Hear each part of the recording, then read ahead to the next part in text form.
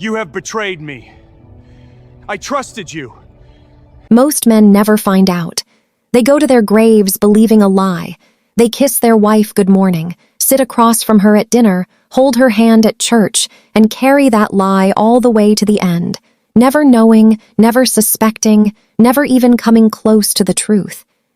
And in some ways, maybe that's a mercy, because what I'm about to tell you is the story of a man who did find out. Not from a text message, not from a whispered rumor passed through a mutual friend, not from a receipt left in a coat pocket or a name that came up one too many times in conversation. He found out the way that breaks a man at the cellular level, with his own two eyes standing in the dark, in complete silence, watching everything he had ever trusted dissolve right in front of him. And the most devastating part of all of it, the part that still stays with me long after I first heard this story, is that she had absolutely no idea he was there. She thought she was alone. She thought she was safe. She thought the secret she had been carrying for nearly 2 years was still perfectly intact. And he stood there, in the shadows of his own home, watching her live a life he knew nothing about. And he made a decision in that moment that most men would never have the composure to make. He didn't kick the door in. He didn't scream. He didn't confront her. He turned around, walked back to his car, and he sat in that driveway in total darkness for 2 hours without making a single sound. And what he did after those 2 hours, the slow, quiet, methodical way he handled what he had seen, is the reason we are here today. Because this is not just a story about betrayal. This is a story about what a man does when the floor falls out from underneath him. This is a story about silence as a weapon, patience as a form of power, and the moment when everything a person thought they knew about their own life turns out to be a carefully constructed fiction. Before we go any further, and I promise you, this story goes to places you will not see coming, I want to ask you something, and I want you to sit with the question honestly. If you were standing in that driveway, if you were the one who had just seen what this man saw, what would you do? Because the answer you give right now, before you know everything, and the answer you give at the end of this video after you hear how this story ends, may be 2 very different answers. And that difference, that gap between who you think you are and who you actually are under pressure, that is exactly what this story is about. Before we go deeper into that night, before we get to what he saw and what he did and how this entire thing ultimately unraveled in ways that nobody in this story expected, you need to understand who these people were. Because this is not a story about a broken marriage between 2 people who had already given up. This is not a story about a couple who had been sleeping in separate rooms for years, or 2 people who had stopped speaking, or a marriage that had already quietly rotted from the inside out. This is a story about a marriage that, on every surface level, looked completely fine. And that is what makes it so hard to process. That is what makes it linger. Because when a marriage that looks fine, truly fine, from the outside to the neighbors, to the kids, to the extended family at Christmas dinner, turns out to be something else entirely underneath, it raises a question that is deeply uncomfortable to ask. How well do we ever really know the person sleeping next to us? How much of the life we believe we are living is real, and how much of it is a version of reality that somebody else has carefully constructed for us? There are 3 questions at the center of this story, and I want you to hold on to all 3 of them as we go. The first question is this: how does a man sit across from his wife at the breakfast table the morning after he has seen everything and say nothing? The second question is, who was the other man, and what was his connection to this family? Because when that detail comes out, and it will come out, it changes the entire shape of the story. And the third question, the one that I think is the most important and the most difficult to answer, when the full truth finally came to the surface, when every card was on the table and every lie had been accounted for, who in this story was actually the villain? Because I will tell you right now, by the time we reach the end, you may not be entirely sure. And that uncertainty is going to be deeply uncomfortable, but it is also the most honest part of everything I am about to tell you. Before we dive deeper, Let us know in the comments where you're watching from. We would love to hear from you. And don't forget to hit that subscribe button so you never miss any of our upcoming videos. Now, let me tell you about a man named Thomas, and the life he thought he had. Thomas was 51 years old when his world came apart. He was a project manager for a mid-sized construction firm out of Columbus, Ohio, the kind of company that builds the schools and the municipal buildings and the county roads that most people use every day without ever thinking about who put them there. He had worked for the same company for 19 years. He had started at the bottom, working site coordination right out of college, and had climbed steadily, methodically, without drama, to a role where he managed a team of 14 people and oversaw projects worth several $1 million. He was not a flashy man. He drove a 4-year-old Ford F-15, that he maintained himself on weekends. He coached his younger son's soccer team every fall. He mowed his own lawn on Saturday mornings, always in the same diagonal pattern, and his neighbors on Birchwood Drive in suburban Columbus knew him as the guy who would come over with a shovel before you even asked when there was a bad snowstorm. He was, by every conventional measure, a good man, a steady man, the kind of man that people describe at funerals when they want to say someone was genuinely decent without it sounding like a consolation prize. His wife was named Sandra. She was 48.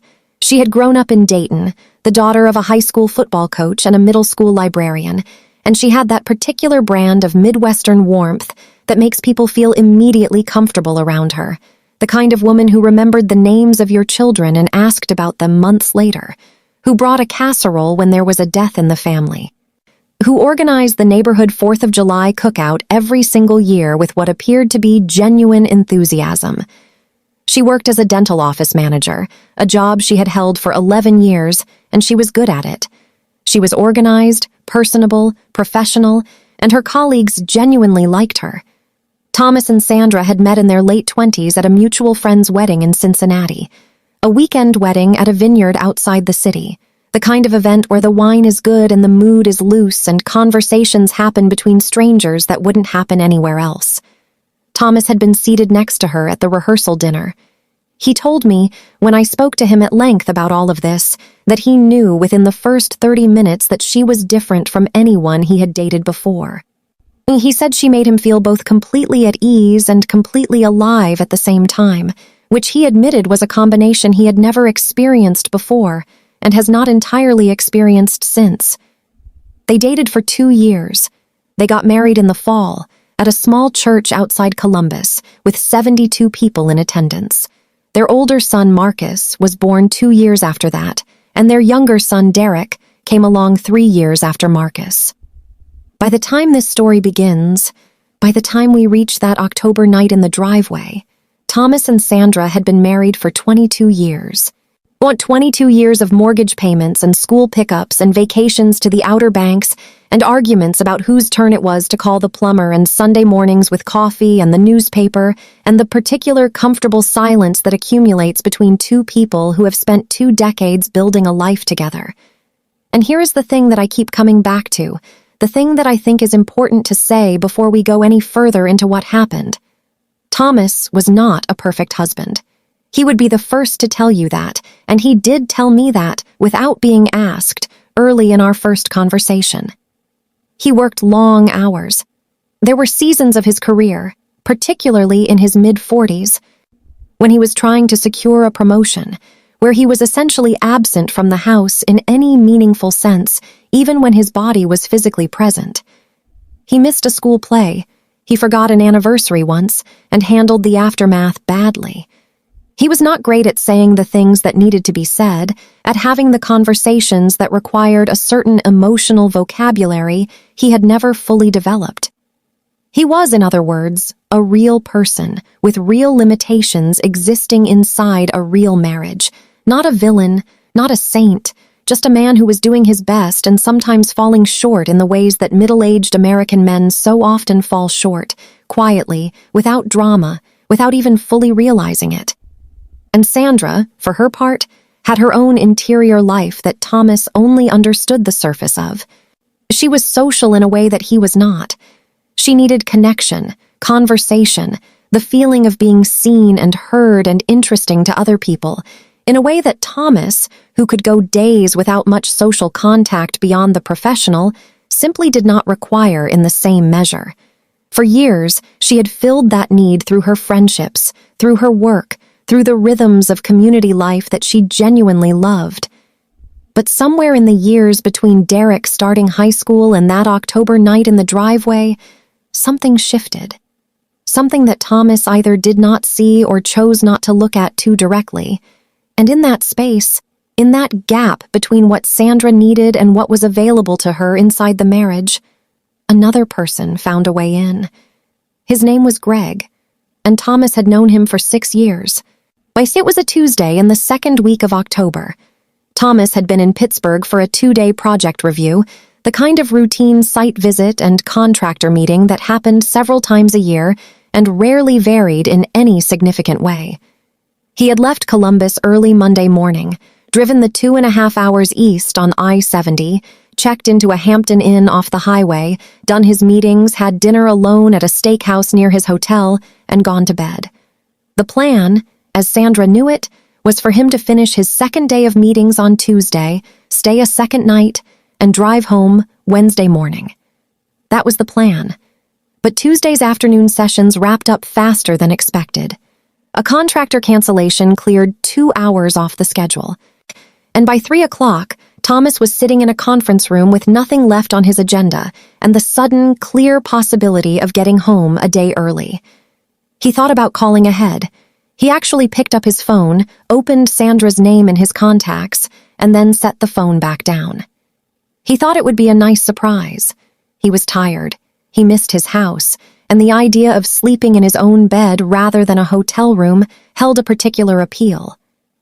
He packed his bag, checked out of the Hampton Inn, and started the drive back to Columbus. He pulled onto Birchwood Drive at 9:47 in the evening. He knew the time specifically because he had checked his phone at a red light 2 blocks from the house to see if either of the boys had texted him. They hadn't, and the time was visible in the corner of the screen. What he did not expect, when he turned onto his street, was to see a car he did not recognize sitting in front of his house.